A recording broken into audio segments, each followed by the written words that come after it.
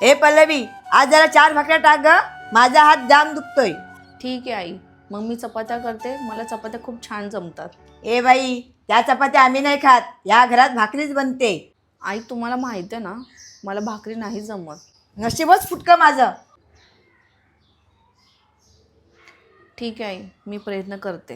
कर काय करतेस ते.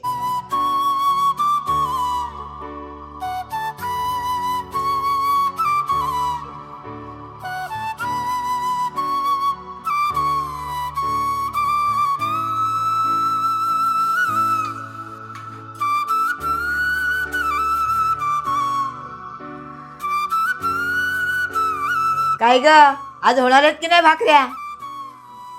हा आई, होतात, पण पीठ पातळ झालं वाटतं. तुला साधा पीठ पण मळता येत नाही भाकरीचं? पाणी जास्त झालंय. कसं होणार तुझं? मुलीच्या जातीला ही भाकरी यायलाच हवी. बरोबर आहे आई तुमचं, मुलीच्या जातीला भाकरी यायलाच हवी, पण कोणी आईच्या पोटातून तर शिकून नाही ना येत. म्हणतात ना, मातीला जसा आकार देऊ तसा ती आकार घेते, पण त्या मातीला आकार देणारे हात तर डोक्यावर हवेत ना. म्हणजे मी भाकरी शिकायच्या वयातच माझ्या आईने या जगाचा निरोप घेतला. अगं वेडी, अशी काय बोलतेस?